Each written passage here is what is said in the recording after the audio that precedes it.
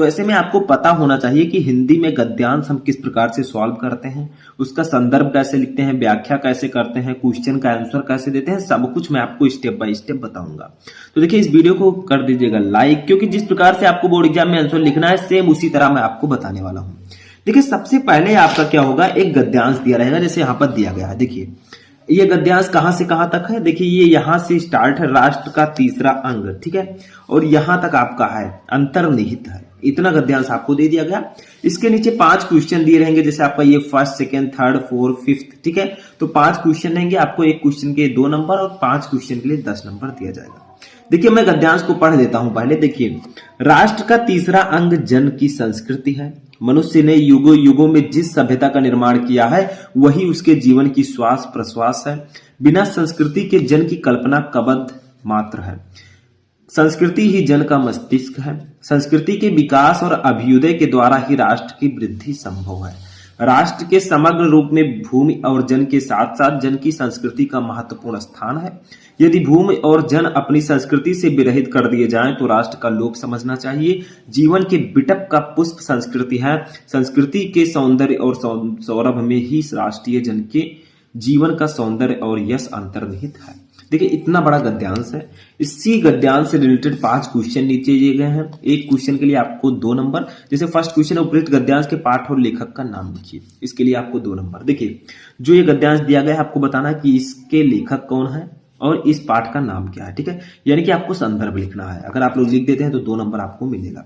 Second है रेखांकित अंश की व्याख्या की, यानी कि आपको रेखांकित अंश की व्याख्या करनी है। यानी कि जिन लाइनों के नीचे यहाँ पर रेखाएं दी गई हैं, जैसे ये आपका है, इसके नीचे रेखाएं आपको येलो कलर की दिख रही हैं, इनका सिर्फ आपको व्याख्या करना है, ठीक है, अपनी भाषा में अच्छे से लिखना है।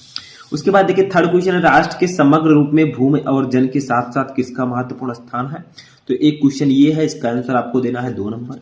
उसके बाद में चौथा क्वेश्चन है, इसी पैसेज से रिलेटेड होगा गद्यांश से। संस्कृति के सौंदर्य और सौरभ में क्या अंतर्निहित है, 2 नंबर। और राष्ट्र की वृद्धि कैसे संभव है, 2 नंबर। तो अगर आप 5 क्वेश्चन का सही आंसर देते हैं तो 10 नंबर आपका क्लियर हो जाएगा। अब ये होगा कैसे, तो आपको वीडियो को लास्ट तक देखना होगा, तभी आपके समझ में आएगा। तो चलिए स्टार्ट करते हैं। सबसे पहले हमें करना क्या है, ये गद्यांश आपका दिया गया है, तो आप लोग जब सॉल्व करें तो देखिए यहां पर सबसे पहले आप कीजिए क्या, आपको सबसे पहले जो गद्यांश का फर्स्ट वर्ड है, देखिए यहां पर गद्यांश का फर्स्ट वर्ड है राष्ट्र का, ठीक है। तो हम यहां पर लिखेंगे राष्ट्र का, ठीक है। फिर आपको करना है बीच में डॉट डॉट ऐसे ऐसे, ठीक है। फिर आपको क्या करना है, इस गद्यांश का लास्ट वर्ड लिखना है, अंतर्निहित है, तो हम लिखेंगे अंतर्निहित है, ठीक है, अंतर्निहित है।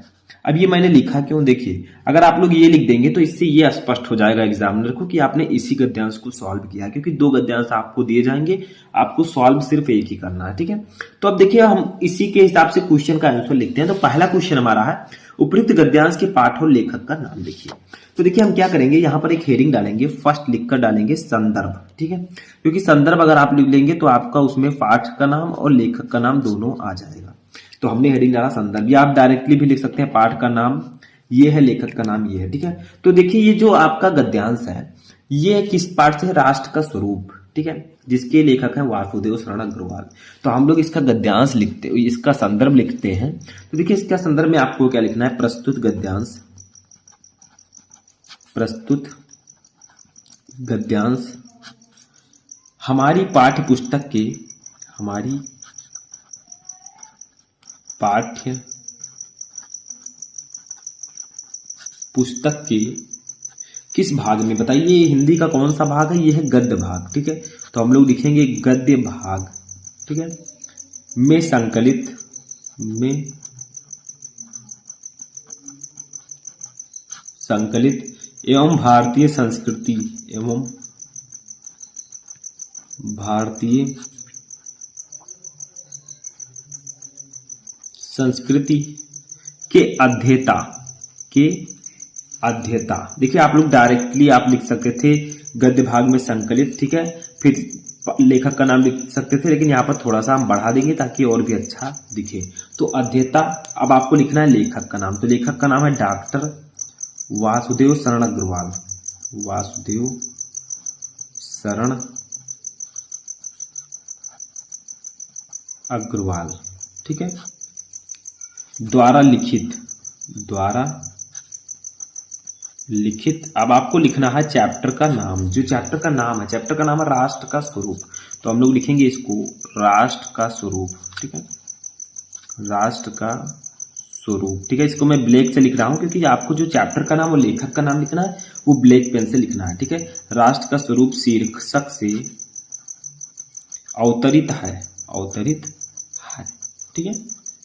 तो इसी प्रकार से आपको संदर्भ लिखना है। संदर्भ में आपको लिखना है प्रस्तुत गद्यांश हमारी पाठ्य पुस्तक के गद्य भाग में संकलित एवं भारतीय संस्कृति के अध्येता डॉक्टर वासुदेव फरण अग्रवाल द्वारा लिखित राष्ट्र का स्वरूप शीर्षक से अवतरित है। अब मान लीजिए ये हजारी प्रसाद द्विवेदी जी का कोई गद्यांश दे दिया गया, आपको संदर्भ लिखना है, तो आप क्या कीजिए, यहाँ पर गद्य भाग में संकलित एवं डॉक्टर हजारी प्रसाद द्विवेदी जी द्वारा रचित, इस प्रकार से आपको लिखना है, ठीक है। समझ में आया? तो आपको सब चीजें सेम रखनी है, सिर्फ आपको जो नाम, पाठ का नाम और लेखक का नाम है वो चेंज कर देना है। यहाँ पर मैंने भारतीय संस्कृत के अध्येता लिखा है, इसको भी आपको हटा देना है क्योंकि ये डॉक्टर वासुदेव फरण अग्रवाल जी के लिए लगाया गया है। उनके लिए हजारी प्रसाद द्विवेदी जी के लिए आप कोई दूसरा लिखेंगे, वो भी मैं आपको बता दूंगा, ठीक है। बस आपको ये पैटर्न ऐसे ही लिखना है। तो यहाँ पर आपका जो 2 मार्क है, ठीक है, वो क्लियर हो जाता है क्योंकि इसमें मैंने पाठ का नाम और लेखक का नाम लिख दिया और क्वेश्चन में था उपयुक्त गद्यांश के पाठ और लेखक का नाम लिखिए। अब सेकंड क्वेश्चन देखते हैं, रेखांकित अंश की व्याख्या कीजिए। यानी कि जो आपकी ये यहाँ से लेकर देखिए बिना से जो स्टार्ट है संभव है, यहाँ तक आपकी लाइनें दिख रही है येलो कलर की, सिर्फ इतने का आपको व्याख्या लिखना है अपनी भाषा में अच्छे से, ठीक है। तो देखिए, बिना संस्कृति के जन की कल्पना कबद्ध मात्र है, संस्कृति ही जन का मस्तिष्क है, संस्कृति के विकास और अभ्युदय के द्वारा ही राष्ट्र की वृद्धि संभव है। तो इतने का आपको व्याख्या लिखना है। तो मैं अपनी भाषा में लिखकर आपको बता देता हूँ। तो यहाँ पर मैंने लिख दिया है, देखिए उसी से रिलेटेड आपको लिखना है, सेम लेकिन अच्छे से लिखना है, ठीक है। देखिए आपको लिखना है, वास्तव में संस्कृति मनुष्य का मस्तिष्क है और मनुष्य के जीवन में मस्तिष्क सर्वाधिक महत्वपूर्ण अंग है। आप सभी को पता है कि मस्तिष्क जो है हमारे शरीर का सबसे महत्वपूर्ण अंग है, क्योंकि मानव शरीर का संचालन और नियंत्रण उसी से होता है। जो हमारा मस्तिष्क है उसी से हमारा शरीर का नियंत्रण और संचालन होता है। जिस प्रकार से मस्तिष्क में रहित धड़ को व्यक्त नहीं कहा जा सकता है, अर्थात मस्तिष्क के बिना मनुष्य की कल्पना नहीं की जा सकती, उसी प्रकार संस्कृति के बिना भी मानव जीवन की कल्पना नहीं की जा सकती। जैसे बिना मस्तिष्क के हमारा जीवन संभव नहीं है, हमारे मस्तिष्क की कल्पना, मनुष्य की कल्पना नहीं की जा सकती, उसी प्रकार से जो संस्कृति है उसके बिना मानव जीवन की कल्पना भी नहीं की जा सकती। इसलिए संस्कृति के विकास और उसकी उन्नति में ही किसी राष्ट्र का विकास, उन्नति और समृद्ध निहित है। तो ये आपका 2 मार्क यहाँ पर क्लियर हो जाता है। आपको इसी प्रकार से रेखांकित अंश की व्याख्या लिखनी है, ठीक है। अब नेक्स्ट क्वेश्चन हम सॉल्व करेंगे। तो देखिए 2 क्वेश्चन हमने सॉल्व कर लिया। हमारा तीसरा क्वेश्चन है पैसेज का कि राष्ट्र के समग्र रूप में भूमि और जन के साथ साथ किसका महत्वपूर्ण स्थान है। यानी कि जो हमारा राष्ट्र है इसमें भूमि और जन के साथ साथ और किस चीज का महत्वपूर्ण स्थान है। तो यहाँ पर हम लोग इसका आंसर लिखते हैं तीसरे क्वेश्चन का, ठीक है। 2 क्वेश्चन का आंसर हमने लिख दिया। अब तीसरे क्वेश्चन का आंसर क्या होगा, देखिए राष्ट्र के समग्र, ठीक है, राष्ट्र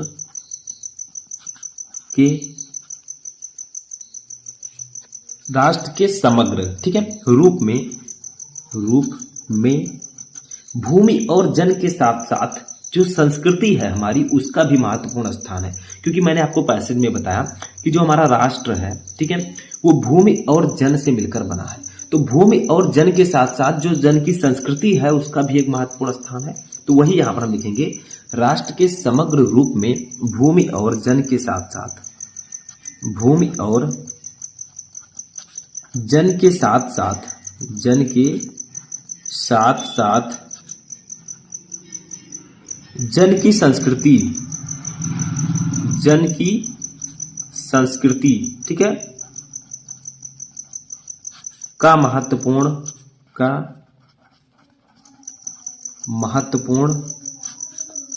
स्थान है, ठीक है। तो देखिए क्या कहा गया कि राष्ट्र के रूप में भूमि और जन के साथ साथ जन की संस्कृति का महत्वपूर्ण स्थान है। तो जो हमारा राष्ट्र है उसमें भूमि और जन के साथ साथ हमारे जन की संस्कृति का भी महत्वपूर्ण स्थान है, यानी कि जो हमारी संस्कृति है उसका भी एक महत्वपूर्ण स्थान है।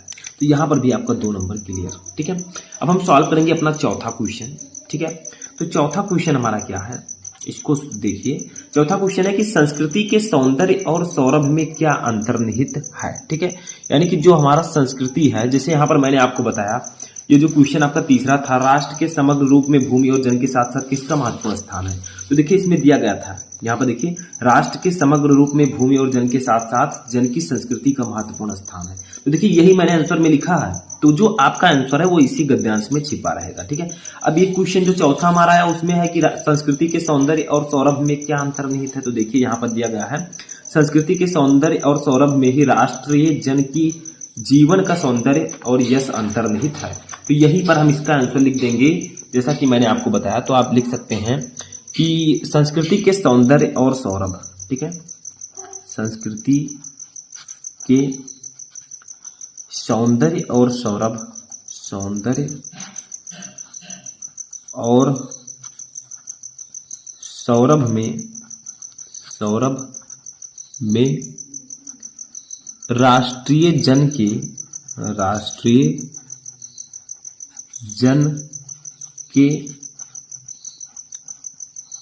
जीवन का सौंदर्य और यश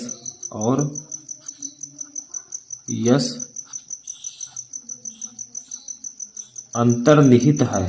ठीक है, अंतर्निहित है। तो क्वेश्चन क्या था? क्वेश्चन आपका था, देखिए यहाँ पर चौथा क्वेश्चन आपका क्या था कि संस्कृति के सौंदर्य और सौरभ में क्या अंतर्निहित है?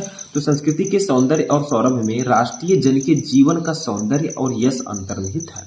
बस आपका ये भी क्वेश्चन का आंसर हो चुका है, 2 नंबर इसके लिए भी। ठीक है, अब एक क्वेश्चन हमारा लास्ट बचता है, उसको भी सॉल्व कर लेते हैं। तो हमारा 5वां क्वेश्चन क्या है? देखिए 5वां क्वेश्चन हमारा यहाँ पर आप लोग देख सकते हैं कि राष्ट्र की वृद्धि कैसे संभव है? जो हमारा राष्ट्र है इसकी वृद्धि कैसे संभव है? तो देखिए मैंने ऊपर इस पैसेज में आपका ये आंसर छिपा हुआ है। देखिए यहाँ पर ध्यान से देखिए, संस्कृति के विकास और अभ्युदय के द्वारा ही राष्ट्र की वृद्धि संभव है। तो हम लोग यहाँ पर 5वें का आंसर लिखेंगे, क्या लिखेंगे कि संस्कृति के विकास। सब कुछ आंसर आपका गद्यांश में ही दिया रहेगा, आपको आंसर ढूंढने की जरूरत नहीं है, सिर्फ आपको अच्छे से पढ़ना है, संदर्भ लिखना है। फर्स्ट सेकंड क्वेश्चन का आंसर अगर आप सही से दे लेते हैं तो बाकी क्वेश्चन का आंसर आपको गद्यांश में मिल जाएगा। तो संस्कृति के विकास और अभ्युदय ठीक है के द्वारा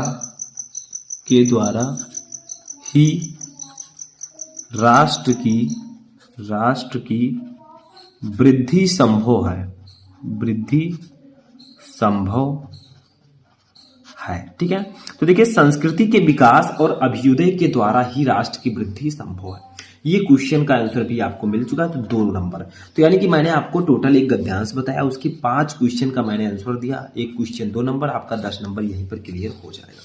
तो आपको सिर्फ सीखना है कि आपको संदर्भ और जो आपका व्याख्या है वो कैसे लिखना है। तो सबसे पहले आप गद्यांश को पढ़िए, संदर्भ में आप लिखिए कि ये किस पाठ का है, इसके लेखक कौन है, और व्याख्या कीजिए, और बाकी क्वेश्चन का आंसर आपको गद्यांश में मिल जाएगा। तो आई होप कि आपको ये गद्यांश अच्छे से समझ में आ चुका होगा। देखिए पद्यांश हमारा यही है, निज जन्म जन्म से सुने जीव यह मेरा, धिक्कार उसे था महास्वार्थ ने घेरा, 100 बार धन्य वह एक लाल की माई, जिफ जननी ने जना भरत सा भाई, पागल से प्रभु के साथ सभा चिल्लाई, 100 बार धन्य वह एक लाल की माई। ठीक है, ये एक पद्यांश है जो कि हमारे कैकेयी का अनुताप जो है, ठीक है, उस चैप्टर से ये पद्यांश लिया गया है, जिसके कवि है मैथिली शरण गुप्त। देखिए क्या कहा जा रहा है, पहले मैं हिंदी मीनिंग बता देता हूं थोड़ा सा, ऐसे ही आपको दे दिया जाएगा। इसके नीचे 5 क्वेश्चन दे दिए जाएंगे, जैसे यहाँ पर 5 क्वेश्चन मैंने लिखा है। ठीक है, इसी पद्यांश से रिलेटेड 5 क्वेश्चन रहेंगे, आप 5 क्वेश्चन का आंसर देंगे तो आपको 10 नंबर मिल जाएगा। बट थोड़ा सा इसका हिंदी समझते हैं। देखिए, निज जन्म जन्म से सुने जीव यह मेरा, जो कैकेयी जी हैं, ठीक है, भरत जी की माँ है कैकेयी जी, वो कहती हैं कि निज जन्म जन्म से सुने जीव यह मेरा, कि जो भी जीव हो वो हर जन्म में ये कहानी मेरी सुने, धिक्कार उससे था महास्वार्थ ने घेरा, और वो मुझे कहे कि धिक्कार है उस रानी पर जिसे स्वार्थ ने घेर रखा था। ठीक है, देखिए कैकेयी जी जो है वो कहती हैं, यहाँ पर एक सभा बैठी हुई है जिसमें राम जी भी हैं, कैकेयी जी भी हैं। ठीक है, तो कैकेयी जी जो है अपनी जो गलतियां हैं उनका पश्चाताप करने के लिए कहती हैं कि निज जन्म जन्म से सुने जीव या मेरा, यानी कि जो भी जीव हो वो अपने हर जन्म में मेरी ये कहानी सुने और कहे धिक्कार उसे था महास्वार्थ ने घेरा। धिक्कार है उस रानी को जिसको महास्वार्थ ने घेर रखा था। फिर सभा वहां पर जो बैठी हुई वो क्या कहती है, देखिए, सौबार धन्य वह एक लाल की माई जिफ जननी है जना भरत सभाई।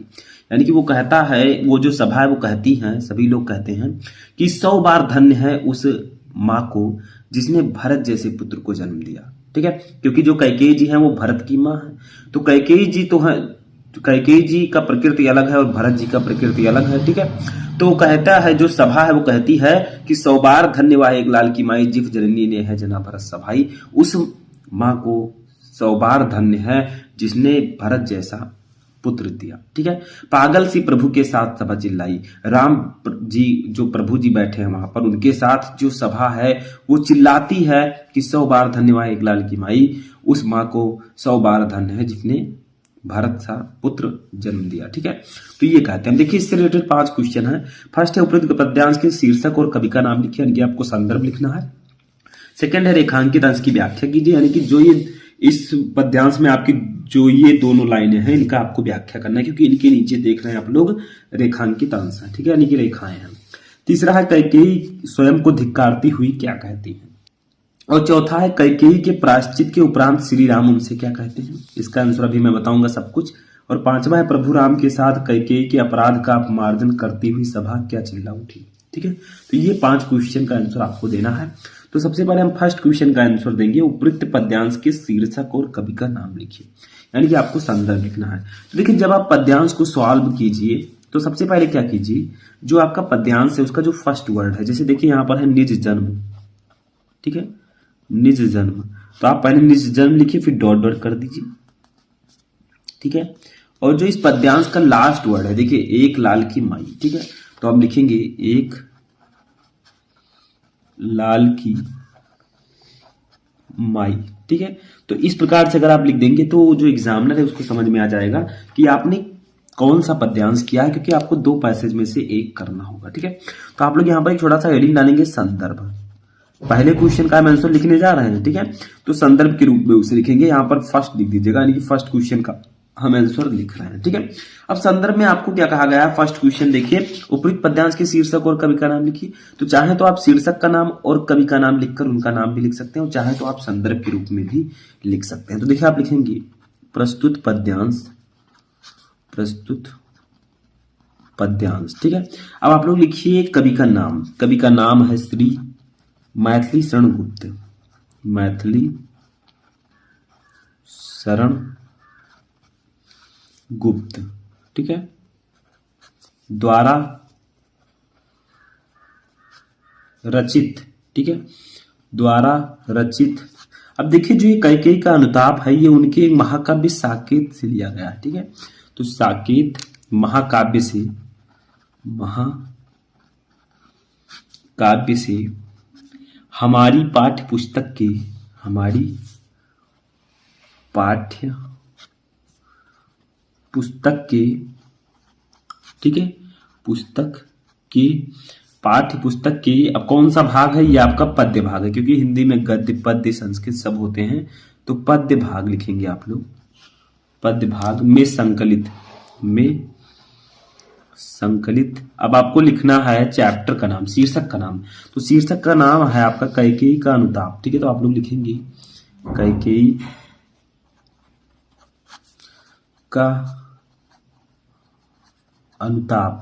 ठीक है, कैकेयी का अनुताप शीर्षक, शीर्षक से अवतरित है। ठीक है, से अवतरित है। ठीक है, तो फर्स्ट क्वेश्चन का आंसर आपका हो चुका है। देखिए, प्रस्तुत पद्यांश श्री मैथिली शरण गुप्त द्वारा रचित साकेत महाकाव्य से हमारी पाठ्य पुस्तक के पद्य भाग में संकलित कैकेयी का अनुताप शीर्षक से अवतरित है। ठीक है, तो यहाँ पर आपका कवि का नाम और चैप्टर का नाम दोनों आ चुका है। क्वेश्चन में भी यही था कि उपयुक्त पद्यांश के शीर्षक और कवि का नाम लिखिए, तो हमने लिख दिया, 2 नंबर आपका यहाँ पर क्लियर। ऐसे ही आप लोग 5 क्वेश्चन का आंसर देंगे तो 2-2 नंबर आपका क्लियर होते हुए चला जाएगा, टोटल आपका 10 नंबर। ठीक है, तो सेकंड क्वेश्चन है रेखांकित अंश की व्याख्या कीजिए।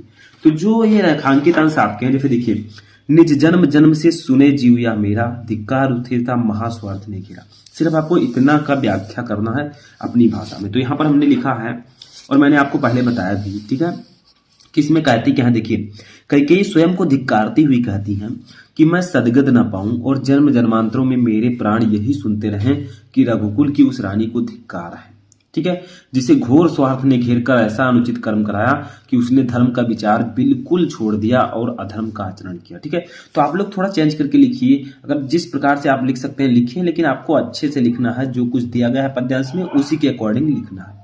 नेक्स्ट क्वेश्चन हम देखते हैं, तीसरा क्वेश्चन। तो यहां पर भी आपका 2 नंबर क्लियर हो जाता है। अब चलिए तीसरा क्वेश्चन सॉल्व करते हैं। अब देखिए तीसरा क्वेश्चन है, कैकेयी स्वयं को धिक्कारती हुई क्या कहती है, यानी कि कैकेयी जी स्वयं को धिक्कारती हुई क्या कहती हैं। तो मैंने आपको बताया कि कैकेयी स्वयं को धिक्कारती हुई कहती है कि मैं सदगत ना पाऊं और जन्म जन्मांतर तक मेरे प्राण यही सुनते रहें कि रघुकुल की रानी के स्वार्थवश ऐसे अनुचित कर्म कराए। तो आप लोग यहां पर लिखेंगे, मैं साथ में लिखता हूं, ठीक है। कैकेयी स्वयं को धिक्कारती हुई, ठीक है, धिक्कारती हुई कहती हैं, ठीक है, कहती हैं कि मैं सदगति ना पाऊं, सदगति ना पाऊं और जन्म जन्मांतरों, ठीक है, जन्म जन्मांतरों तक मेरे प्राण यही सुनते रहें, ठीक है,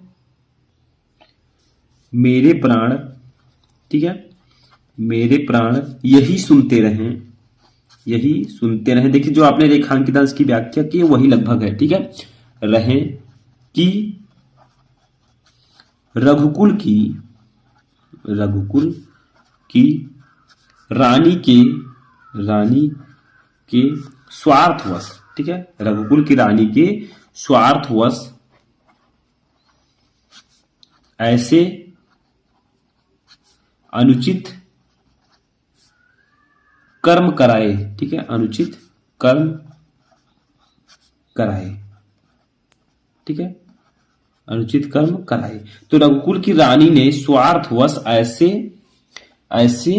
अनुचित कर्म कराए। तो कैकेयी जी स्वयं को धिक्कारती हुई क्या कहती हैं, तीसरा क्वेश्चन था, कैकेयी स्वयं को धिक्कारती हुई कहती हैं कि मैं सदगत ना पाऊं और जन्म जन्मांतरों तक मेरे प्राण यही सुनते रहे कि रघुकुल की रानी ने स्वार्थवश ऐसे अनुचित कर्म कराए। 2 नंबर आपका यहां पर भी क्लियर। अब चौथा क्वेश्चन हमारा यहां पर आपके सामने है, कैकेयी के प्रायश्चित के उपरांत श्री राम उनसे क्या कहते हैं, यानी कि जब कैकेयी जी प्रायश्चित अपना करती हैं गलती का तो श्री राम जी भी उनसे कुछ कहते हैं, बट कहते क्या हैं देखिए।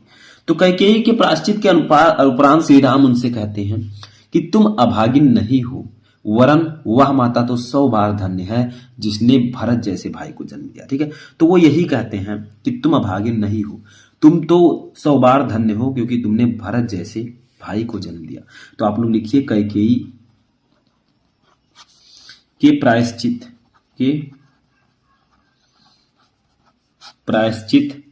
के उपरांत श्री राम उनसे कहते हैं कि तुम अभागिन नहीं हो। ठीक है, तुम अभागिन नहीं हो वरन का मतलब बल्कि वह माता 100 बार धन्य है, 100 बार धन्य है जिसने भरत जैसे भाई को जन्म दिया, भाई को जन्म दिया। तो क्वेश्चन आपका था कि कैकेयी के प्रायश्चित के उपरांत श्री राम उनसे क्या कहते हैं। तो कैकेयी के प्रायश्चित के उपरांत श्री राम उनसे कहते हैं कि तुम अभागिन नहीं हो बल्कि वह माता तो 100 बार धन्य है जिसने भरत जैसे भाई को जन्म दिया। तो यहां पर भी आपका 2 नंबर क्लियर, 8 नंबर हम क्लियर कर चुके हैं। लास्ट क्वेश्चन हमारा है, देख लीजिए उसको भी। देखिए चौथा पांचवा क्वेश्चन है, प्रभु राम के साथ कैकेयी के अपराध का अपमार्जन करती हुई सभा क्या चिल्ला उठी। यानी कि जो सभा वहां पर बैठी थी वो कैकेयी जी ने जब अपना प्रायश्चित किया तो उसके राम जी के साथ वो सभा क्या बोल उठी, क्या चिल्ला उठी। तो देखिए यहां पर लिखेंगे प्रभु राम के साथ कैकेयी के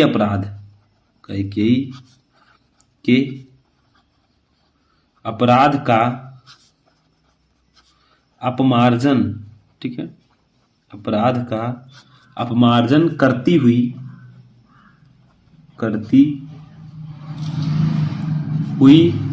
सभा चिल्ला उठी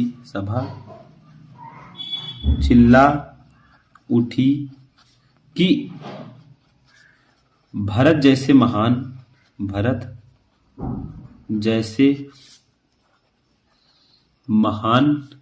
धर्मशील पुत्र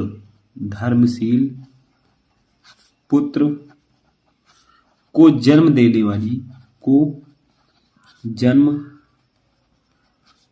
वाली माता धन्य है। ठीक है, माता धन्य है, सैकड़ों बार